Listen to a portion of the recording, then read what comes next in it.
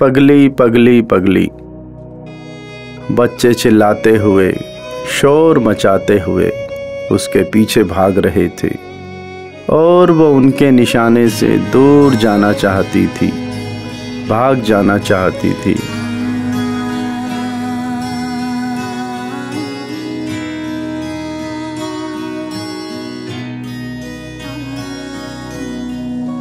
उनसे दूर, जहाँ ये शब्द उसका पीछा ना करें और वो दूर चली जाए, दूर, बहुत दूर चली जाए।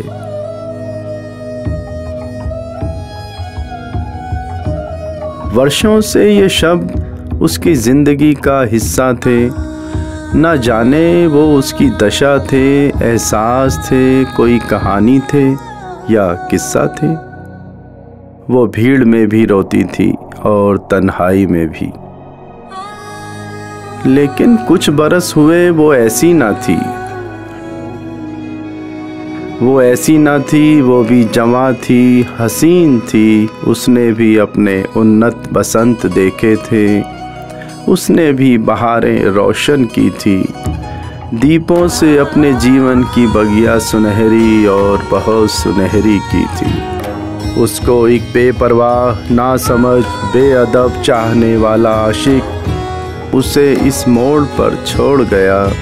हर खुशी, हर रोशनी से जैसे उसका नाता ही तोड़ गया।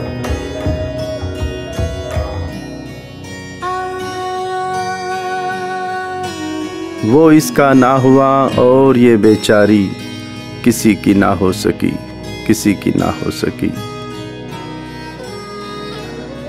पगली तन्हा पेड़ तले बैठी थी, पास ही का आवाज सी जैसे चहकी थी। कुछ पल में जाने क्या हुआ, कुछ पल में जाने क्या हुआ, वहीं कहीं एक शोर सा हुआ। पगली को जाने क्या याद आया,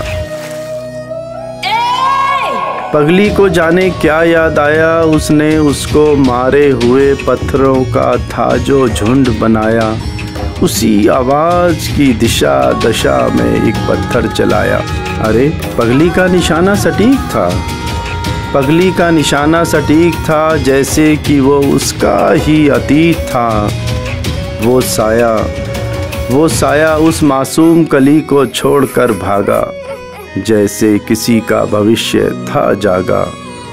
उस मासूम कली की हर सांस में एक आह सी थी, मगर अब वो पगली की बाह में थी, पगली की पनाह में थी, पगली की पनाह में थी।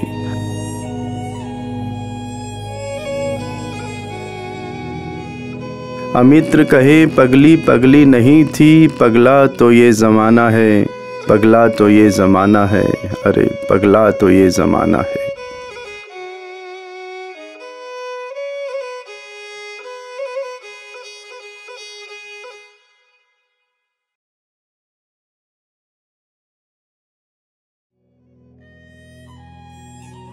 ये नारी राग प्यार जज्बात लिए कुदरत का खजाना है।